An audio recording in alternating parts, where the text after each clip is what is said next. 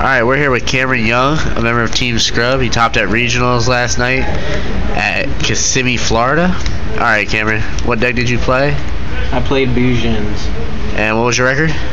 7-2 in Swiss. Nice. Where did you top? I got 15th place out of 432. Alright, let's go into the deck profile. Run 3 Yamatos because it's staple and best card in the game. 2 Mikazuchis, 3 is too much, 1's not enough. Even though usually I side out 1. I think I sided out 1 almost every game because I didn't need them as much. Because when you're going in a game, most of the time when I was going into game 3, I had the advantage because I was going first, and I won all my die rolls until round 8. So. What decks did you go up against? Oh, I went up against first round. I went up against Infernities. Round 2, I went up against Trap Tricks. Round 3 was another Infernity player, and then 4th was a Fire Fist player. 5th was Mermail. 6th was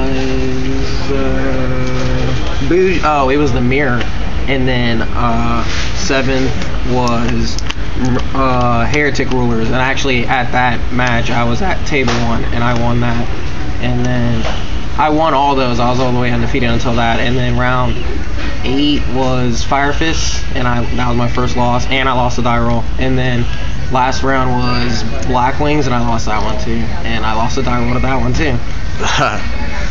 And those are the only die rolls I lost. So then I run 2 hairs too because 3's too much, 2's just right, and it protects your Beast Warrior Bujins, which are Mikazuchi and Yamato, from battle or card effect once that turn. And you can only activate 1 per turn, so. And then 2 turtles, that's a staple too, because it protects your Bujins, and it's actually any Bujin, not just Beast Warriors, from card effects. So it stops anything that would target them at all, like Lance or Draco Sack, anything like that, Veiler, it stops it all. And then 1 Quillin, most people are running 1, and then 1 Centipede, but I didn't run a Centipede, and I'm gonna take Quillin out because he's not good. I don't like him, but he just blows up face-up cards. And then 2 Peacocks, which a lot of people aren't running. I ran it because I want to get Yamato as fast as possible, and all you have to do is enter battle phase, pitch this, get a free Yamato, get a free Crane in your hand. Even if you're getting advantage, you get more advantage because you get a Crane in your hand or something, or it's Divine Wrath fodder. You would add like a turtle or a hare to your hand, and then when they go to activate an effect, I Divine Wrath and pitch a live card that needs to be in the graveyard. And then this paired up with Mikazuchi makes it to where Peacock will add to hand, and then Mikazuchi's effect will activate at end phase, and I get a Speller Trap Bujin card. So I get 2 cards off of 1 guy. And then 3 Cranes is a standard. It's like 3 Honest. It doubles up your Beast Warrior Bujins. So it makes Mikazuchi 38, Yamato 36. Fucking the Exceeds huge as fuck. And then 1 Honest because they're light. And then 2 Effect Veilers because of Fire Fist, and it's like a staple now instead of Maxi. And then spells, 3 Tenkies. Get the Yamatos, Mikazuchis. That's basically it. And then it's just your surge power is just to get them faster. 3 dualities to make it more consistent, so you get him faster too. 3 MSTs is a staple. 3 Kaisers, most people are running 2, but I needed to see this card a lot because it won me a lot of games. Just like in the Heretics game 3, I opened up with 2 Kaisers and a Royal Decree and sat on Yamato, and then I ended up with my ending field being Susana with about 2 Hares Engraved, a turtle, still the 2 Kaisers, and a Royal Decree face up, and he drew the MST way too late. And then Bujin Carnation, it's a clutch card because you have no field, they have a monster, you special summon 1 Bujin that's banished, 1 Bujin from your grave, and then you get a free Exceed. And I top decked this a lot, and it won me a lot of games. A lot of times I searched it out with Mikazuchi, planning ahead, so then if I assumed that my field was going to get wiped out next turn, I just play this, my field's back. and then 2 lances to protect them. All my Bujins from stupid backer like Mirror Force, Deep Prison, if I don't have the stuff in there to protect them right away. Because on the summon, obviously, you're going to try to like bottomless your motto and stuff. So if you have this in hand, it protects them because I don't have a hair in there yet. And then Book of Moon because that's a staple too. And then Traps, 3-row Decrees, because it shuts down a lot of decks. I actually didn't face Geary-Card Curry, but this shuts down Geary-Card Curry. It stops the spheres from Mermails. When the Infernities have their full back row, if they just sit at that turn, they can't use the barrier on it, so they have a whole back row that they can't use because of this. It just shuts down a lot of decks. Even it shuts down the Mirror, because some people don't run row Decree, so they don't shut down the Mirror, because a lot of them like to run a lot of back row to protect Yamato, and I don't run that much to protect Yamato. And then 2 Divine Wraths, even though I'm running row Decrees. I like this card because a lot of times the turtles and the hairs are dead in your hand, and even if I don't have either of those, I'm still gonna use this on a key card that needs to get destroyed. Like if I was in the mirror match, I Divine Wrathed him and I pitched a Bujin Carnation because it was that important to get that off of the field so I could win. Because basically in the mirror, once you go Susanoo, you win. So I went first and I had Yamato, I had this face down. He end phased, I did this on his Yamato, and I was ahead of him by like a couple turns because then he had to wait up for his Yamato, and then I already had Susanoo by the time he had his Yamato, and he just had to rely on Yamato and protecting it with hair and stuff as I was using Mikazuchi and Susanoo and overdoing him because he didn't have enough hairs to protect him. And then just Solemn because it's a staple, negates any summon. And those are all my traps. And then extra deck, 3 Susanoo. He's the best Exceed in the deck. He attacks all monsters. He can detach and put any Bujin from your deck into the grave, or put any Bujin from your deck into your hand. You try to go him as fast as possible, and if you have him with Kaiser, you basically win because by that time you already have a turtle and a hare in your graveyard, and then you summon him with Kaiser on the board, and you can add anything, dump anything, whatever you want, and you basically just win off of that. And then 1 Kagasuchi.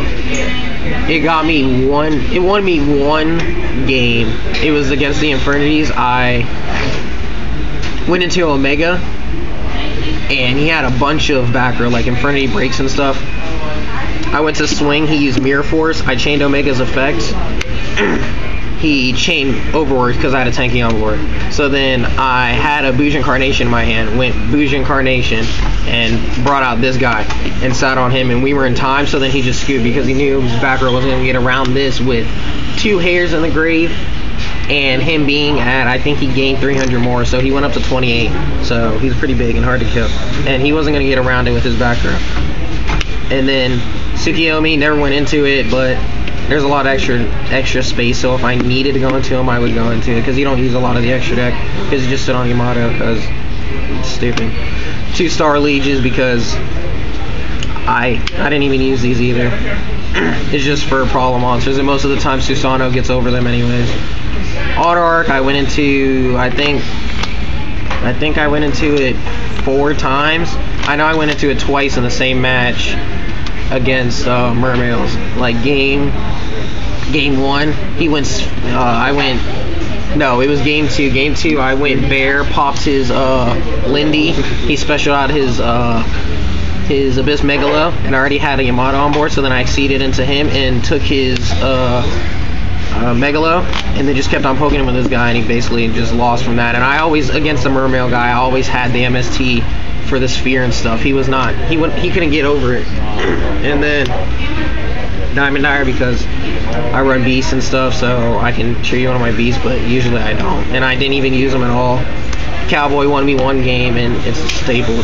Fucking every deck needs Cowboy, so I ran Cowboy, and it won me 1 game, and that was the only time I ever went into him. Went into him once, gets Verdes, detaches, protects himself from card effects.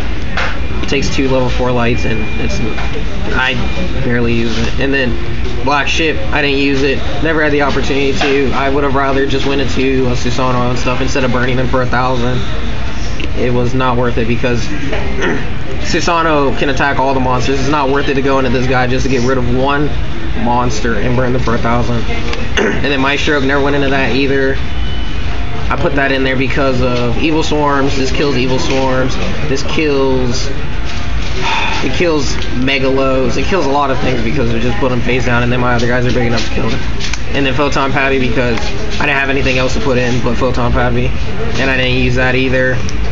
And then Abyss Dweller. I only faced one Mermail, and I thought I would need it more, but I never went into it. I beat the Mermail player without the Abyss Dweller. And then side. I sided a bear. I didn't main deck it because I'd rather side it because they're not gonna see it coming because they're not gonna see it all game 1, and then I usually side it in like if we go to game 3, and I went to game 3 with all my opponents besides the Trap Tricks person because the Trap Tricks I just rolled a Creedum and he lost both games. I 2-0'd him, but it gives you a lot of advantage and they don't see it coming, and they'd rather waste. I side this in like almost every game because they'd rather waste a Solemn or a Bottomless or Mirror Force or something just on him alone. So it protects. It basically is just a protection for my other guys because they're not going to use it on my other guys. They'd rather use it on him. I only play one Max C because I only have one Max C. I would have played 2, but I only got one. DD Crow. This was for Infernities, for the Mirror, for basically anything that needed the grave. I use this on Infernities because both times when I had it in the games, he had one Archfiend in the grave, and he went to go Necromancer, and I banished the Archfiend when he went to go use his effect. And it slowed him down, and then against the Bujin Mirror, he went to Suicide with his Yamato into my Yamato because he had a hair engrave, and then when he went to go and enter battle phase, I DD Crow'd his hair, and he still swung. I don't know why. And then I used my hair and saved him. And I banished the hair, so he died.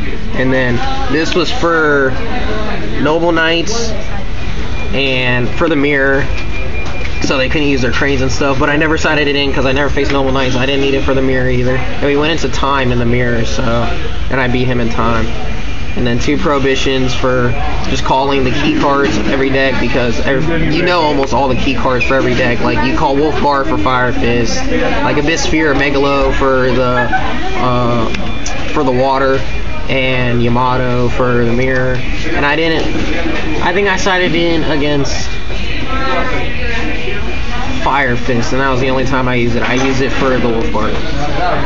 Like literally the only side I think I used out of this so far was DD Crow and Bear. The rest I did not use. I didn't really side much.